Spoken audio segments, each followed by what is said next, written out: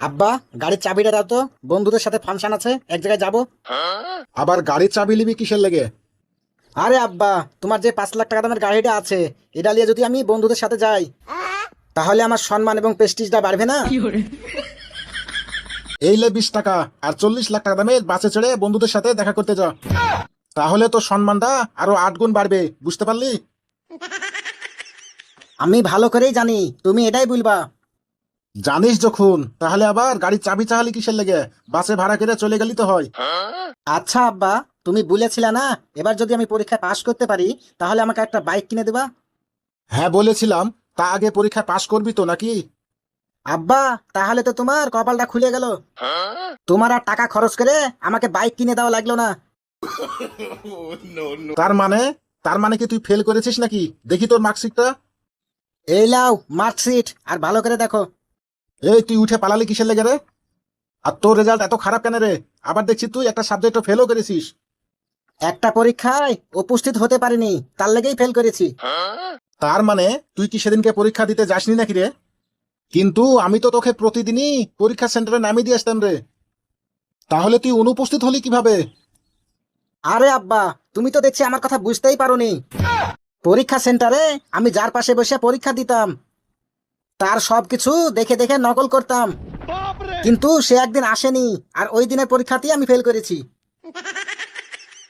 আমার তো আর সহ্য হলো না রে তোর কথাবার্তা শুনে।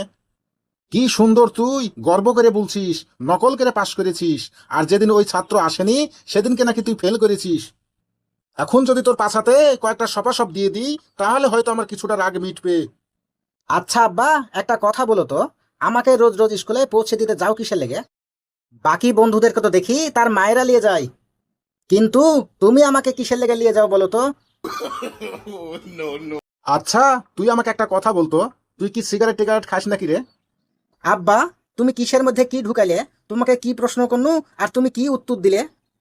আমি যা বলছি তার উত্তর দে, বেশি পাকনামি করিস নে। আব্বা, তুমি এই কথাটা বলতে পারলে আমি সিগারেট খাই কিনা? সিগারেট খাওয়া তো দূরের কথা, আজ পর্যন্ত আমি সিগারেটই চিনি না। তাই নাকি? তাহলে তুই সিগারেট খাস নে, তাই তো? আচ্ছা শোন, খাস না খুব ভালো কথা। এই 6 টাকালে আর একটা রয়্যাল নিয়ে আয় তাড়াতাড়ি। আব্বা, তোমার কি মাথা ঠিক আছে? কতদিন ধরে সিগারেট খাওনি বলো তো? রয়্যাল 6 টাকা করে দিবে, রয়্যাল তো 7 টাকা করে। এই তুই বলে সিগারেট খাস নে? সিগারেট তো খাওয়া দূরের কথা, তুই নাকি সিগারেট চিনিসই না। তাহলে দাম জানলি কি করে? আমার সাথে চালাকি তাই না? এই জন্যই তো তুই বারে বারে ফেল করিস রে।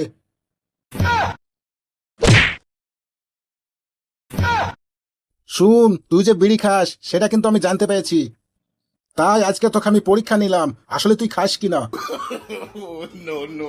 এরপর থেকে যদি তুই বিড়ি খাস তাহলে কিন্তু তোকে আমি ল্যাটাপাটা করে দেবো, কথাটা মনে রাখিস। আর একটা কথা শোন, সামনে যদি তুই পাস করিস তাহলে কিন্তু তোকে আমি ঠিকই বাইক কিনে দেবো, আর যদি ফেল করিস তাহলে কিন্তু তোকে আমি 2 প্যাডেলওয়ালা রিক্সা কিনে দেবো, তাহলে বুঝবি কত ধানে কত চাল। ঠিক আছে আব্বা, এখন থেকে আমি তোমার কথা মতোই চলবো। তোমার সম্মান নষ্ট হোক এমন কিছু আর করব না। ঠিক আছে, যা খাওয়া দাওয়া করে পড়তে বস।